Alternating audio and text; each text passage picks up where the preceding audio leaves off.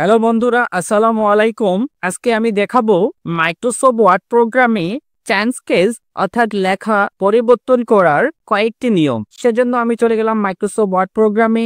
লক্ষ্য করুন বন্ধুরা, এখানে আমি অনেকগুলো লেখা লিখে নিয়েছি। এই লেখাগুলো সব স্মল লেটার আছে। এখন সাপোজ মনে করেন আপনার এই লেখাগুলো ক্যাপিটাল করার প্রয়োজন, সেজন্য কি করবেন, কিবোর্ড থেকে কন্ট্রোল এ প্রেস করে সিলেক্ট করে নিলাম।